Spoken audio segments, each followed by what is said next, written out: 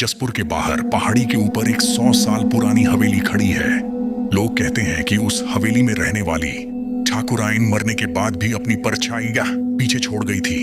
एक ऐसी परछाई जो रात में किसी भी इंसान की छाया बनकर उसे निगल लेती है।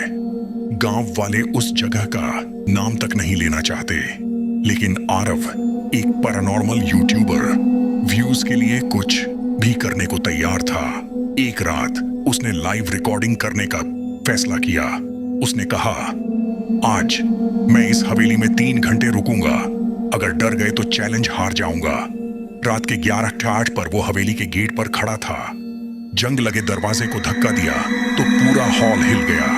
अंदर ठंडी हवा थी, पर दरवाजे खिड़कियां सब बंद। हॉल के कोने में टूटा हुआ झूमर, दीवारों पर पुराने पोर्ट्रेट्स और बीच में एक लंबा काला दालान जहां से अजीब सी फुसफुसाहट आ रही थी। आरव ने कैमरा चालू किया। गाइस, अगर कुछ भी अजीब दिखे तो कमेंट्स स्पैम करना।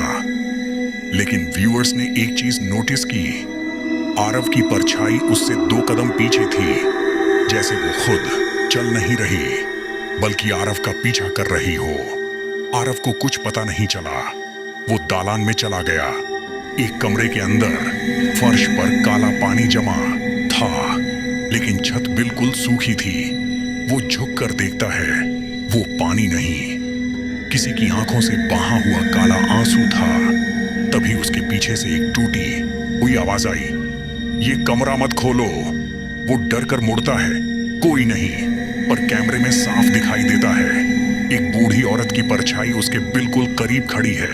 वो गहरी सांस लेकर आगे बढ़ता है। दूसरा कमरा पोर्ट्रेट से भरा था, लेकिन हर पोर्ट्रेट की आंखें उसके साथ साथ घूम रही थीं, जैसे उसे देख रही हों, नाप रही हों।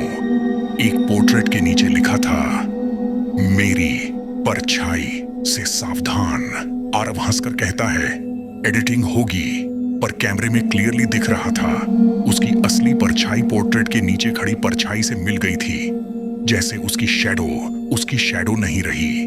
अचानक हवेली का बड़ा दरवाजा जोर से बंद हो गया। हवा एकदम रुक गई। कमरे के अंदर अंधेरा भरने लगा। आरव टॉर्च जलाता है। उसकी परछाई उसकी हरकत फॉलो नहीं कर रही थी। वो धीरे धीरे उसकी तरफ बढ़ रही थी। आरव कांपते हुए पीछे हटता है। तू कौन है? दालान में पोर्ट्रेट्स चीखने लगे। हर दीवार पर काला धुआं फैलने लगा और उस धुएं में एक ही शब्द उभर रहा था, वापस मत मुड़ना। पर इंसान डर में वही करता है जो नहीं करना चाहिए। आरव मुड़ गया और उसी पल उसकी परछाई उसके शरीर पर चढ़ गई। उसका चेहरा, उसकी आंखें, उसकी आवाज सब निगल गई। सुबह जब गांव वाले हवेली पहुंचे, उन्होंने दरवाजा खुला देखा। अंदर एक आदमी खड़ा था। चेहरा आरव का था, आवाज भी आरव की। लेकिन जब सूरज निकला, उसकी परछाई किसी बूढ़ी औरत की थी। हवेली के गेट पर खून से लिखा था, जो मेरी हवेली में आता है उसकी परछाई वापस नहीं जाती।